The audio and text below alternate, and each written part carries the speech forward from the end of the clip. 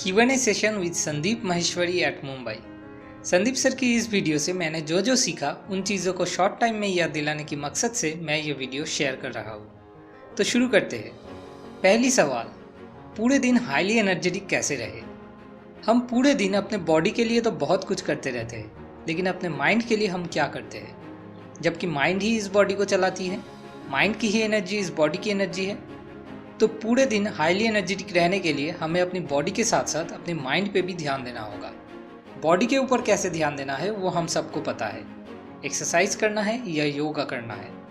लेकिन माइंड को कैसे फिट रखना है, उसके लिए कुछ और चीज़ें हैं जो करना बहुत ही ज़रूरी है। इनमें से पहला है मेडिटेशन।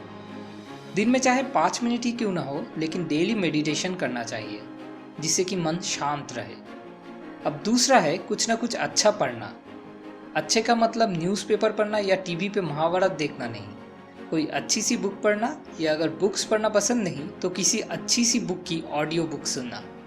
इससे हमारे मन के ऊपर नेगेटिविटी की जो मैल जमती है वो निकल जाती है और माइंड ट्रैक पे रहता है।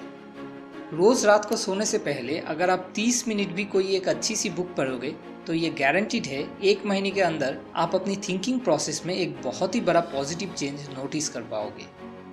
अब तीसरी चीज़, कुछ ना कुछ अच्छा बोलना। आप जहाँ पर भी रहो हमेशा कुछ अच्छी बातें करो, फिर चाहे आप ऑफिस में हो या घर पे। इससे क्या होगा, अगर आप दूसरों को कुछ अच्छा बोलोगे तो दूसरे का तो पता नहीं, लेकिन आप खुद उस चीज़ को अंदर से और भी ज़्यादा बिलीव करने लगोगे, जो अल्टीमेटली आपके बहुत काम आएगी। अब सेकेंड क्वेश्चन, अपने कंफर्ट जोन से कैसे बाहर आए। कंफर्ट जोन से बाहर आने के लिए एग्जैक्टली 2 स्टेप्स है। उसमें से पहला है आपको डिस्कवर करना है कि आप अंदर से हो कौन। एक बिजनेसमैन, एक क्रिकेटर या फिर एक सिंगर। 1000 में से सिर्फ एक को ये पता होता है कि वो अंदर से कौन है। तो अगर आपको पहले से ही ये पता है फिर आपका पहला स्टेप हो गया। लेकिन अगर नहीं पता है तो तब आपको एक के बाद एक चीज़ ट्राई करते जाना है, जब तक कि ना आप उसको डिस्कवर ना कर लो। कहीं पे भी जाके अटकना नहीं है।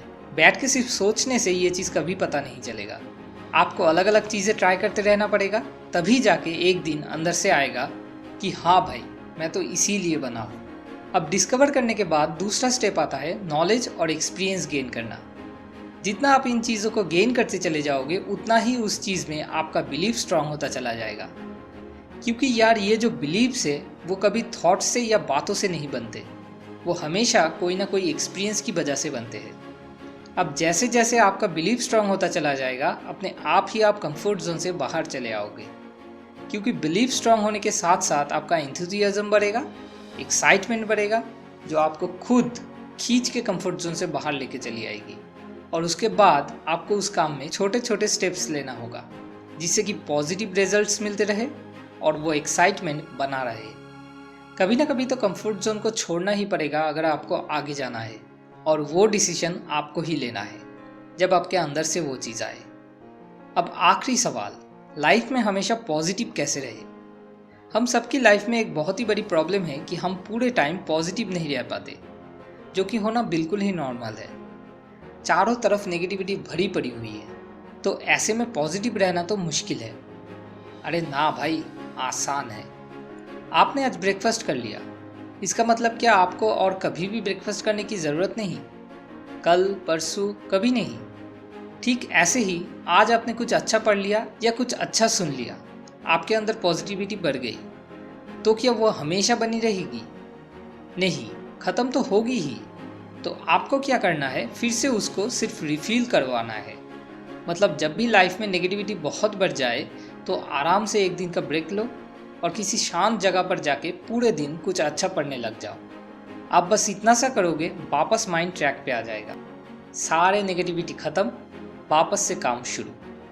तो पॉजिटिविटी को सिर्फ रेगुलर ब्रेकफास्ट की तरह अपने अंदर लेते जाना है। आसान है।